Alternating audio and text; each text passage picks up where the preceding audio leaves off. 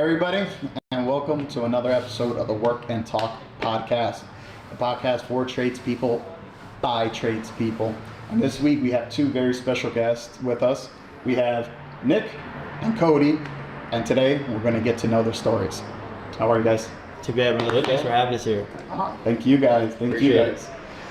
We got two guys, California, Idaho. We spent the weekend together over here at an event hosted by All Things Electric, and thanks to Lev with VLS Design, he's letting us host our podcast here. So we just want to say how much we're appreciative. Thank you, Lev. Today, we're going to dive into the origin stories of Nick and Cody. So we're just going to start off with asking, what's up? How's it going? How do we get here? Man, it's been to think back of where I was a few years ago, I never thought that I'd be in a place like where I'm at today, job-wise, mentor-wise, and just overall skill-wise, in such a short amount of time. Just California's been doing its thing, and I appreciate that. How about you, Cody? Days are good, man. Packed up, went to Idaho. I mean, being in the trades is great. So, that's awesome. We know you guys have a big following on Instagram, but I want to know what got you into the skill trades, because we know your page is directed to electricians or skill trades as a whole. Mm-hmm. Yet that doesn't just come to fruition overnight. There's the steps that get you there. So what was your upbringing like? How did it translate to skill trades? When did skill trades come into picture for you? Well, for me, it was, I was raised by my dad and my grandparents. So two men in my life that were hard workers, Monday through Friday, shift work, whatever it was, they put their foot down and went to work and paid their bills and lived a good life. And, seeing that growing up really put in my mindset, work hard and you get things in life. And I started in construction when I was 15. My mom was married to a guy a short time, and he owned a construction company, so I worked with him doing plaster and stucco. Pretty much a ground guy, laboring. But then that was when I lived in New Jersey. And quickly I transitioned working to the local utility company for Atlantic City Electric. Worked with them for a little bit of time, and after learning a little bit through them, I didn't stick with it. I just moved around a bit, early 20s, and found myself in Florida, Las Vegas, Reno, and then met my wife in Vegas. So we moved to California, went to trade school. I went to trade school in Vegas and in California, and I had a great time, really clinged on to the learning process, and was able to graduate at the top of the class with a couple other kids, and really take pride in just the whole thing of work hard, do the right thing, and be able to maintain a good head on my shoulders throughout the process. I love that. So you went from East Coast to West Coast, general labor to apprenticeship school electrician. Yeah. I love that. That's a good wide range, and I love the fact that you already had examples in your life who gave you that work ethic. So I want to touch back on that, because I'm pretty sure, and a lot of the people who we've done the podcast with already, very early on, there's a lot of guys who had guys who led by example in their life. So I'm pretty sure that's going to show more in your work coming up and more in your story. So I want to come back to that. How about you, Cody? A little different. I think it started in construction. My dad had a mini blind business when I was a little kid, when I was 12, 13. Did work for him a little bit. And then, wasn't really sure what I was supposed to do. Kind of went to a community college, trying to work in a restaurant, do that. Then I got hooked up with a handyman who was doing chimney sweeps. He was doing concrete foundation work, and then he was doing electrical. So he kind of just did random shit. Yeah. And got a job with him, working. I'm like, this is awesome. I was like, wearing work boots all the time, dirty jeans. I'm like, this is a good feeling. I like this. And, pay was a little bit better. And then, so I was doing that, working at a restaurant at night, and then I got offered a job to go to like a trade school to become an electrician. So I got hooked up with this contractor. They put me to school, and then, so I was able to actually go through the trade school, did my 4 years, became a journeyman, and then, it's like just having no idea what I'm going to do, and then all of a sudden you're in a trade school. Like, hey, just do this, show up to class, show up to work, do a good job, and I'm just like, yes. Like, the better you do, you get high fives, you get raises, and then, like, man, I get to wear dirty boots to work, I get to drive a truck, like, this is awesome. And so it's like, it kind of just happened to be on accident. And, I got a lot of buddies who went to college and who didn't go into the trades at all. And, when you go to college and you don't have a game plan, it's like, who knows what you're going to wind up with other than college yet.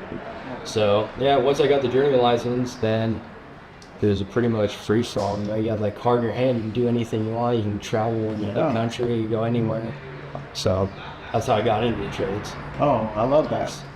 I love how both of you didn't start with electrical. You started with just skilled labor as a whole, as we know. Yeah. And it kind of helps because you learn how to be a laborer, which involves cleaning up, picking shit up, organizing things, maybe taking inventory, maybe organizing the truck. All these key skills that a lot of people don't have, or they don't know how to use tools. They don't know how to hold a drill properly, or how many times have I watched a new guy grab a hammer or a big drill, and Widowmaker, right in his face because he's drilling and he's putting the drill right here. So it's like all these things. Starting at a young age is definitely an advantage. 15, being on a job site, and I don't know about for you, but for me, the men that I grew up around on the job site are not the men. I don't want to say it like this. The men that I grew up on the job site with are not the same type of men that I work with today. Oh, you know what I mean? Yeah. And I don't know if it's a location thing. I definitely not. But no, that's me. But the hard grind, be mean. Serious conversation, not so much in your face, but a little bit more tone. The tone sets it. So. No, I think you hit it on the head.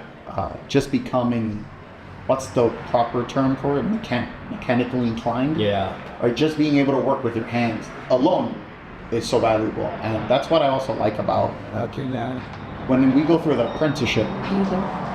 Now that we opened up a school, we found out level 1 for all trades is basically mechanical inclined. PPE, safety, drill safety, it's all the same stuff. So basically, if you know how to work with your hands, you could practically, I don't know plumbing, but I'm pretty sure I could figure it out in a week. Oh yeah. Everything translates. Plumbers are almost like running commercial jobs. It's EMT, rigid, threading, or fire sprinklers. I'm pretty sure I can figure it out in a week or two. So just the fact that you know what a pair of pliers are, what's a bandsaw, what's a threader, I'm pretty sure you can move those apart. Right. Exactly. Oh yeah, everyone's using it. How to read a tape measure. That's like 101. Yeah. Let's not get too advanced. I don't know. That's level 2, baby. Not add fractions just yet. But no, I like that. I like that, and you hit a good point. If you can get that at an early age, even at 15, I think you're just setting someone up for success already, regardless. Yeah. But how old were you guys when you started the trades? I don't know if I'd asked that directly. I was 29, 30. Sweet. Yeah. Sweet. So I was coming up on 30 years old. And I was like, what am I gonna? I wasn't engaged. I didn't have a girlfriend at the time. Yeah. And I really didn't have a plan. Yep. I met the girl that I'm with now, my wife. And she has a little bit more of a serious outlook on life compared to mine. Heck yeah. So I think they all do. kind of snapped me in line. Yep. And put me on the path I needed to be, dude, to do that. So all before 30, we got married.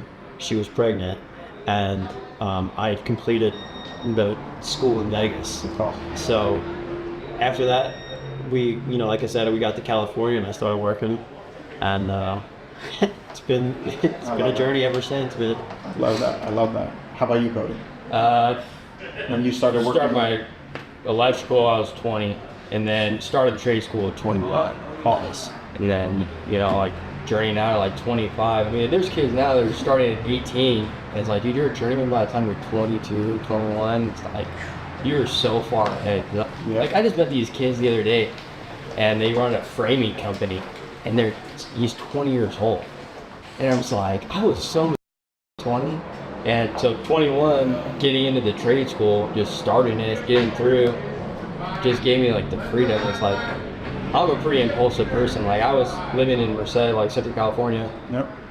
Got the job in San Diego, and 2 weeks later, I told my roommates, I'm out, packed in my bags, and loaded in my little Ford Ranger, and I drove to San Diego. And I was like, we'll figure it out. Yeah, I love that. One of the best decisions. That means I'm just taking it. And I feel like there's a lot of people who don't know what to do, especially when it comes to the next generation. Mm-hmm. There's so many options out there. Cody, I personally love how you push the brand, skip college, pick a trade. Because you personally, and Nick, you got both personally see how important working with your hands are. It doesn't have to be electric, it could be anything. Exactly. Like, find something you like, just do it. Exactly. But what I appreciate about that, it's like just in this example, we had a 10-year gap in when you guys started your trade. 8-9 year gap. But yet, the benefits outweighed the risk from the beginning. You both, in different time periods, both see the value of jumping into the trades. So how was it like when you finally jumped into the trade? So we went through school, now you're on the works, like job site. Both of you already had experience before previously doing different trades, right? Like handyman stuff, and then you said other type of skill, like plaster, drywall, you mentioned. When you got into electrical, how was that like? What was your expectations coming in? Like your first day on the job site versus like reality? Did you think like, oh, this is cakewalk, and then you're like, oh, hell no? Or tell me that story. my very first day as an electrician on the job, I was drilling, and he was like, I made sure like 10 times, like, all right, you want me to drill right here? I put an X on the stud and everything. So, yep, drill right there and drill up. I drilled into a 100 amp subfeed. Day one? My first task, day one of like my first job as an electrician. And he was like, what just happened? And I was like, I have no idea what just happened. I just sit here and I was like, dude, did you know it was you? Yeah, I knew it was. He's like, there's nobody else. That was me. I knew it was me because I was like, I heard the breaker trip, right? So I was like, oh boy, what I do? And then that was part of their add-on that they'd done previously. So I was able to like click it back on real quick. Luckily, there was no real like damage. It just like the tip of the auger bed just went in there and just punctured it a little bit, but there was like no damage. And it was a rough learning experience. It was difficult as an apprentice. Doing residential. A smaller guy, so it was like send me up into the crawl space, into the attic tight spots, then down into the house. No more drilling. He's like, here, let me take the drill for you. Here's a respirator and a tie-back suit. Go in the attic and pull this wire. Oh man, I want to come back to that, but I want to hear Cody's first. How did day one go? Expectation versus reality. I was 20, 21. I think it was like October. My birthday's in September, so I was like right before I turned 21. I moved out, got to San Diego, started that Monday. I was like this dorky kid, but I was like, I just packed up and moved here, so I was like, I don't know what's gonna happen, but I just gotta give it my all. Yeah. So I just show up. We're doing like a bar remodel or something, and met with the journeyman. Everything went smooth, but nothing spectacular the first day. But I just remember doing like residential, like doing jobs, running up to the house and like grabbing rail banks, like before I'm just rolling like 12 at a time. Like they're like, what are you doing? Like chill out. Like 6 o'clock in the morning, just grab get out. Like we're gonna get this job going. I'm just like, what can I do? What can I do? Yeah. You know, because I was like, I don't want to be the weak link, and I'm like, you know, I just came out here to impress these guys. You know, they're all older than me. And like you said, you know, people weren't so nice back then. So, you know, it was just, I wasn't sure what I was expecting. Yeah. But just drilling through studs, smelling fresh cut wood. Yeah. It's just like, I found my calling in life. Yeah. You know? No, I love that. And I want to come back to Nick now. When that happened, when you shorted out that feed, what was I understand but just the secret. Cody touched on it, Only the weak can and you mentioned it before. It's a different time. Sir. What was the blowback? Was there any blowback, or were they actually? No. The guy I used to work for, he now lives in Hawaii. This guy David, and I don't think I've ever seen David get mad. He is a prime example of like, take a deep breath, maybe hit the vape for a second, and then, and then let me approach this conversation and explain to you how to not do that again, and explain, you know, even though I double checked with him, and you know, he would be like, it's kind of my fault, I told you to do it here, blah, whatever. But no, there, you know, being in my first couple of years, you know, probably in the middle of my second year, I was blindly drilling into a kitchen because we were putting in 4 new lights in a downstairs kitchen. And I was like, I cut in my cans, the area for my cans, and I didn't have any access to drill through. I was kind of like banking on the fact that the beams were running the same way that the lights were going to, and I'd only have to do a couple drills. Well, the one time that I was like, let me try to save them a little bit of drywall and just drill blindly with a real long bit. I got through, and I was like, man, this is weird. I was like, it's like pushing back at me. And I pulled out, you know, and then there was a copper pipe that was abandoned on a previous remodel, but it was still attached to. Well, no, it was dead. Oh, yeah. So there was no water in there. Okay, that's good then. But you know, the initial because the house. Yeah, the initial shock. Yeah, the initial shock. Damn. I got down and I was like, oh my god. First thing I did was turn the sink on, right? So I wanted to make sure that the water was still on, and like, dude. So ever since then, I kind of made it a point when I show up on jobs, where's my main disconnect for electrical, right? No. Where's my main motor shut off? Where's the main gas shut off? Obviously, everything's going to be kind of in a similar spot, but to be prepared for situations like that could really help. I love that. No, I appreciate that, and how he went about working with you, talking with you through the process, because that, I feel like something to that level could really freak somebody out. I don't know how I'd handle it. If I had my own company and a kid did that on his first day, I'd be like, you know what, I'll give you cash for your day. And you know what I mean? It's because like, we just got lucky that we released it. See, You still drill through blind now? No. After that? Nope. Now, no matter what, I'm like, hey, we're doing a remodel. Drywall's going to be part of it. Yeah. You know, I don't even risk it. Yeah, I see people like showing videos how cutting cans in the 2-story house, and they're using like long bits going through. I freak out every time I see that. I'm like blind. Like I get it. Like you can use something cool. You saved a $200 drywall repair. But what if you nick a wire you don't even know? Something stapled to that voltage wire on the back. Yeah. You don't know, and it's little arcing. It's old house, no arc fault breakers on. Next thing you know, you got fire. You know, you nick a water line, it doesn't leak enough until you're gone. A week later, you're like, there's just too many problems. Like, just cut the drywall. You have to. You know? Yeah. No, I love that. I want to know now. So we're fast forward a little. Both of you guys are basically running jobs now. What's your role when running a job, and how do you, basically from the experience that you guys had coming into the trade, are you tailoring your approach differently to the new guys coming in? Are you cracking the whip, or are you like, if my guy messes up, let me speak to him, or are you cracking the whip and you're like, I had it rough, I'm going to be a real gent, I want to hear your side of the story? Right now, so like the company I'm with now, I kind of just got let loose on my first, like running a remodel for him with a helper here and there.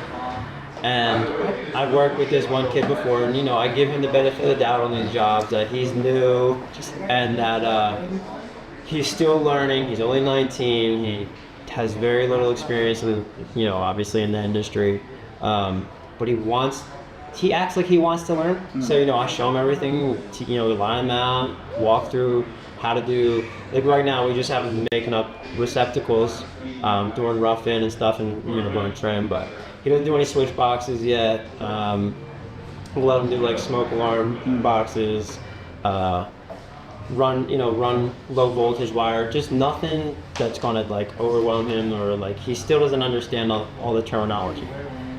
So one thing for me running jobs, it's hard for me to keep someone else busy because I have my plans, right? And what I need to get done. So, and for me, I kind of prioritize that at the top of my list. And then all the other little things, I'll send him like a smaller list. Do blah, blah, blah, blah, 1 through 6, and let me know when you're done. And then if he finishes a lot faster than expected, and I'm kind of like grinding my gears, like, all right, now I need to take my mindset off of plan A and revert back to him to reconfigure like the rest of his day, because I still need him. There's more stuff he can do. I need to focus on what I need to do as the leader on the job to keep him moving. Yeah, you gotta facilitate more. It's hard for me to stop. Once I get going on the job site, I'm like, I just feel like I need to do everything all at once. Yeah. And when I leave at the end of the day, I feel like I need to have a big checklist done to feel like I got stuff done. Yeah. What do you guys have as a goal now? 1 year, 3 years, 5 years from now? Or it doesn't have to be tied to this event, just in general, what's your goals coming into the trade? Because one thing I really want to stress, especially for the next generation who comes in, I stress this a lot. I want to know what people's intentions are. I want to see, hey, what drew you to the trades? Because I'm going to be honest, there's a few people that we met and they said, oh, so-and-so on Instagram, I wanted to become that or join the trades because of you, which is very encouraging. He goes, yeah. And I said, what was a highlight? And he said, I got my first pair of clients and I took a video with it. And I was like, that's your cap now? He just wanted to get into trade so he can take a video with a specific tool. And I said, brother, and Rudy was on the call. And Rudy was like, we ain't doing that right now. He goes, dude, where's the end goal? I want to know what's your end goal. What are you guys looking forward to? Well, this year I plan on getting the C10. I definitely plan on still working with the company I'm with now. Yeah. To learn more about business, to how to be a business owner as a whole, and to learn how to we touched on a little bit today outside on how to work with customers when they're difficult, or when there's change order after change order after change order. You were telling me like in your job this week you were going through that, right? Yeah. Just finished everything. Rough-in was complete. Drywall.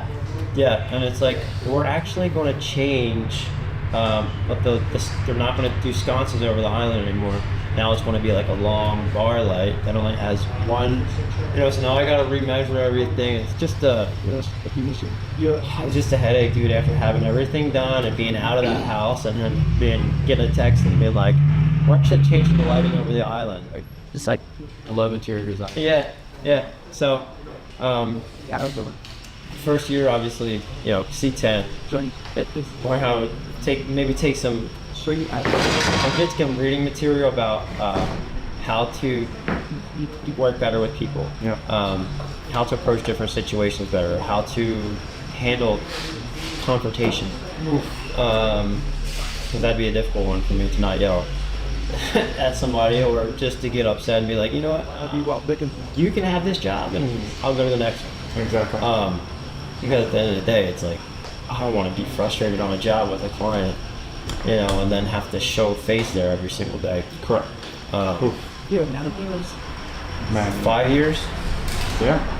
We're gonna hold you accountable to this too. Like, we date this Yeah, 5 years. yeah. February. He's like, what's up, brother? Let's break out the stone and chisel. Yeah. That's it right now. 5 years, dude. Or at least the direction, the heading. Because we know we have to put a gauge. Alright. We need a heading. And then once you have that heading, now you know the steps that you can I think 5 years from now, I definitely don't want to be a business owner in California. Oh, okay. That's pretty specific. That's Yeah. good, though. That's a good way. I'd like to, I'd like to be a homeowner soon. And a homeowner and a business owner, but both are not, I don't think I'm able to complete both in the state of California. In a reasonable time frame, and without adding a ridiculous amount of pressure to myself financially, right? So, we'll see. We'll see. You know, I like to play it by ear. I'm a risk taker, and I like to kind of wait till the last minute to do some stuff. I love that. I love that. How are you, Cody? This year, so I just quit my job in December, got my contractor's license. I was like, I'll just quit, we'll figure it out. But I mean, obviously I got blue collar bones, so I wanted to get my contractor's license. This is one of the greatest things about being a trade. Like, I can do whatever I want because I got that journeyman card in my back pocket. Yep. So everything comes crashing, you just go get a job. Worst case scenario. If you fail, Easy. So I've always got that in the back of my head, but I was able to just quit my job, start get my contractor's license, so I could just get jobs as I choose them. Kind of do like home service right now, some generators, panel upgrades, stuff like that, just to keep me busy, and then focus more on blue collar bones. We're going to be trying to come out with a new T-shirt design every single month. Just like hold myself accountable because we started this like 3 years ago, me and my wife, and then got kind of hard, and then in 2020, 2021, 22, like construction was crazy. So I was just working like crazy hours, gone all day long, leaving the house at 3 o'clock in the morning, coming home at night. So I kind of put the business on the back end. So this year, focusing on that, getting set goals, new design every month. I want to be more active on Instagram with the page, keep my business going on the electrical side. And then, it's like my whole life is like in 5 year steps because it's like when you start a trade, like you got the 4-year apprenticeship or 5, so it's like my life was completely different. When I started in the trades, 5 years after that, completely different. Then at that moment, I went from being a kid working at a restaurant doing odd jobs, whatever, to being a licensed journeyman in 4 years and making $100,000 a year in San Diego. Like, I had no idea I was going to go that direction. And then 5 years after that, we moved to Idaho, buy a house, spend a good amount of time building up blue collar bones, put it on the back burner, jump into solar. Spent 2 years doing solar, learned this whole new side of electrical with batteries and all this other crazy stuff. Solar is wild. And so now coming into this next one, I want to be able to take everything I learned from my 10 years being an electrician to build my own business. But I don't want like a giant electrical business. I just want, something sustainable for me. Maybe, a few guys that are close friends that, want to come work with me. My brother, eventually when I have a son, have him come up with the trade, or if he doesn't want to be an electrician or whatever. But just have a business that my family, it's got my last name attached to it. I can build like a legacy and then push blue collar bones as far as I can. I love that. And I love how both of you guys have your own brand cooking for you. That brand, it has to transcend Instagram. So I want to know, how did that even begin? How did you become, like, sorry to cut you off. A lot of the guys that we've done podcasts with, none of them did it for the followers. They said it all happened organically because they actually had appreciation for what you guys been doing. So I want to know, like, Did this happen on purpose, or was it a complete accident? How'd you get to become Spartan Hero? How did you become Blue Collar Bones? If you look at my logo, it's Master Chief from the video game Halo, right? And he's just holding 2 lightning bolts. So when I first made that page, Spartan Hero 12 was actually my Xbox Live name that I game on, and that's my originally my page. I was working as an electrician, but my page was going to be for like video game stills or actually, triple kill, quadruple, you know what I mean, overkill. So like, There's a guy out there like you killed by Spartan Hero. He's so like, damn you! Yeah. You're not. And Look that- at know what your face looks like. I know. Now you got a face to it. He's like, you're that punk. And if that would have picked up and I took off, who knows? I'd be making video game content. You'd be a gamer. And still be. And then who knows? It might have took off for you to like stop working, but. So you still would have been Spartan Hero. It's just you would have been another. Yes, and I was like, I just transitioned it. I was like, you know what? We'll keep the name Spartan Hero 12. I'll just turn to Spartan Hero Electric. And then when did the followers? When did all that start popping up? You don't just hit 20. Dude, one of my first videos that I posted, bunch of haters. It got a lot of, it get like almost 250,000 views. One of my first, like, it was a panel. It was a Leviton Smart panel. It was like one of the first ones that I had installed, and did the panel makeup, and then I changed out on the door. It was a mental health facility, the building. So the door, when I changed out the door, I had to put a lock on it, and I made that, like, I did the panel makeup in the video, but then I made another part of the video of me changing out the lock. And man, did I not get harassed about, you had to take the door off to do that? or just, you got to stand on a button. Keyboard warrior. Yeah, keyboard warriors, and like no matter what you're doing, dude, you could be tying your shoes and they got a better way to do it.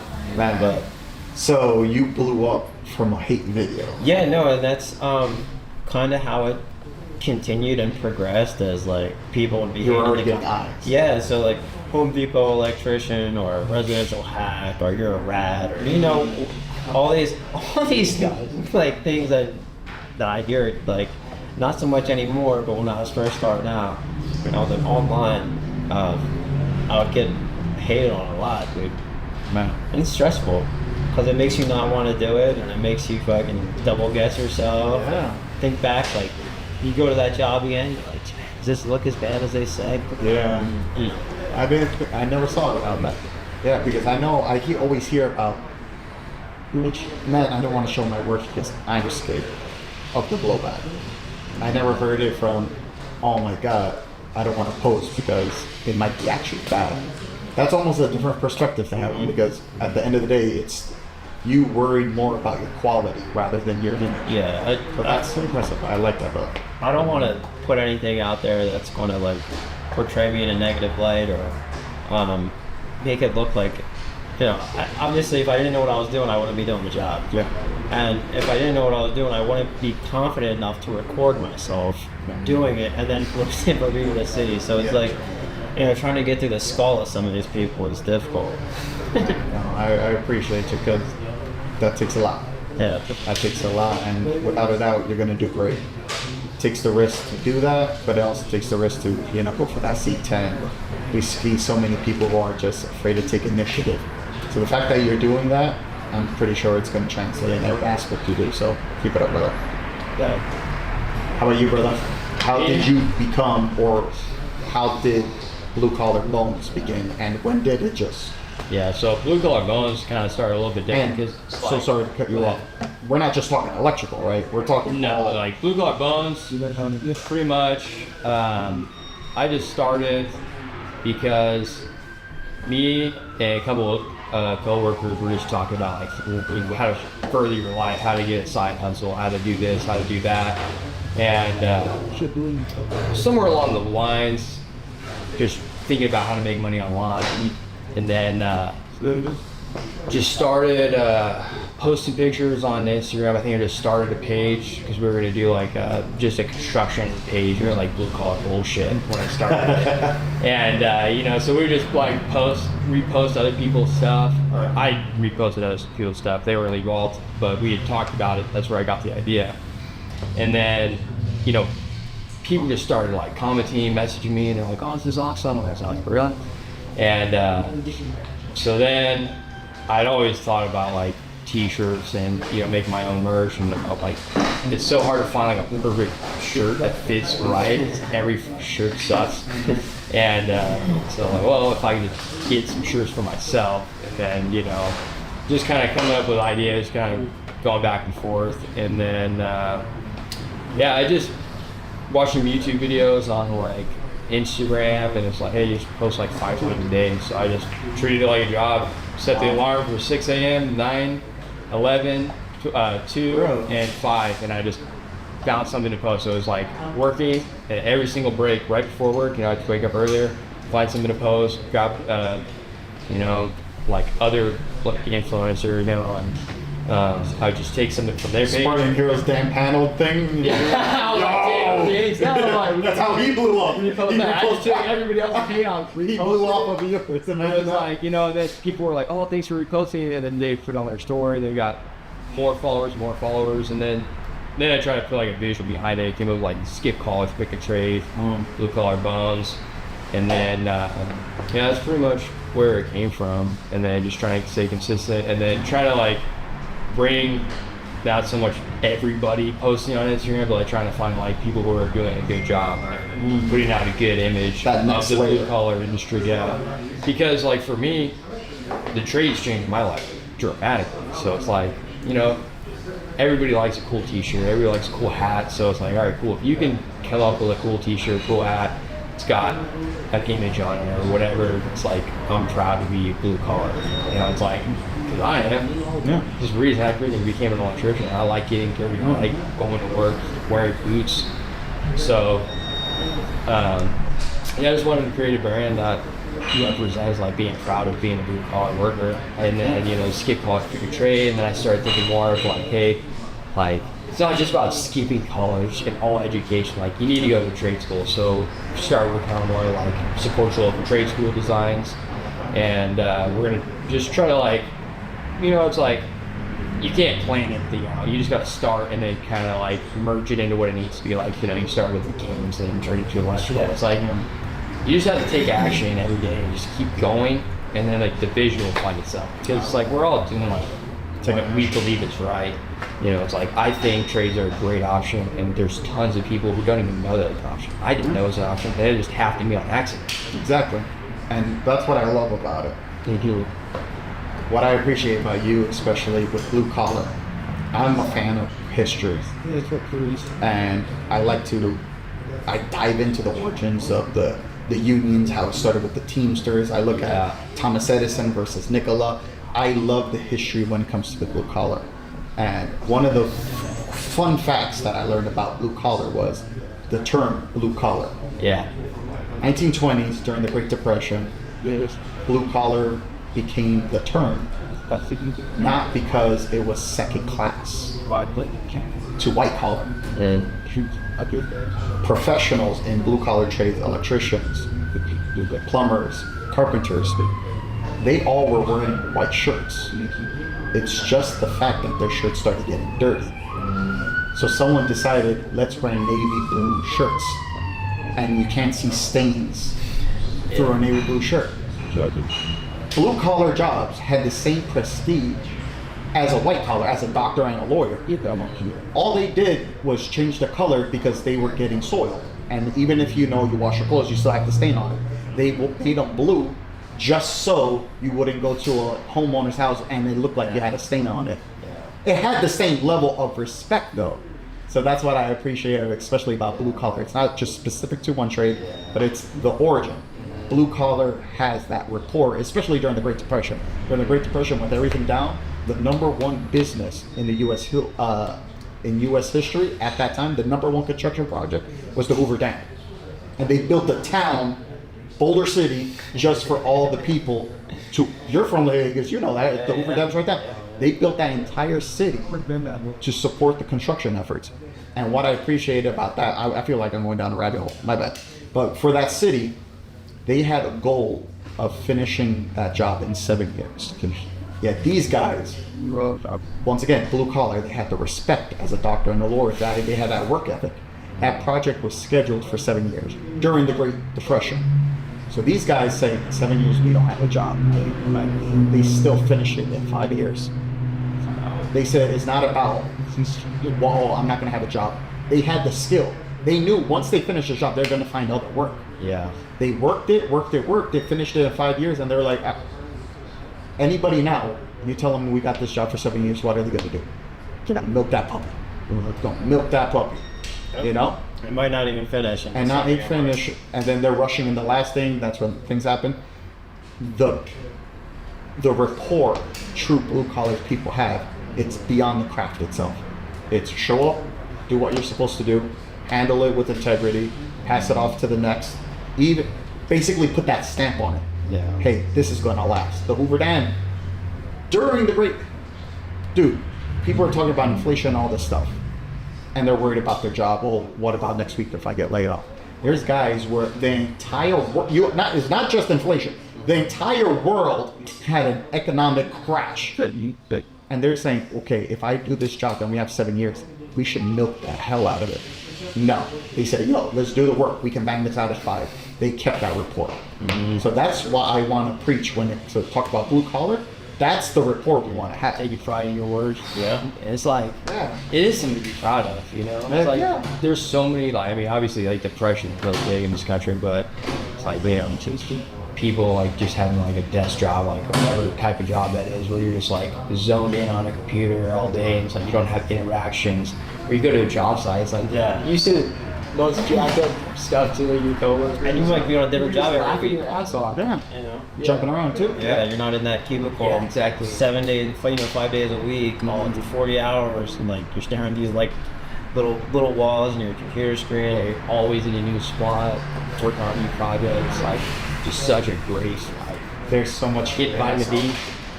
Yep. So much. And it truly has so much to offer.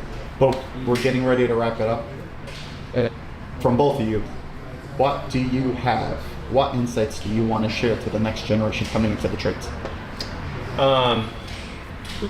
For people that are just going to be joining the trade or coming into the trade, work hard, show up early, listen to what is being told to you, and you don't have to answer everything with yes. Yes. You understand? Yes. You know, it's tough to hear sometimes, especially when you know that they don't understand. That's a good one. We haven't heard that one yet. Yeah. Cody, how about you? Taking a notepad and just writing down what somebody tells you. Like, but my biggest piece of advice would be to get into a trade school. I talk to so many people who just go to work and they think because they become skilled and they're good at their job that they're going to be set up. But you are not. You can be, obviously, but go through your trade school, whatever trade you pick, get certified, get licensed, get that proof that you can do what you can do, and that's going to be your ticket to freedom, to whatever you want to do.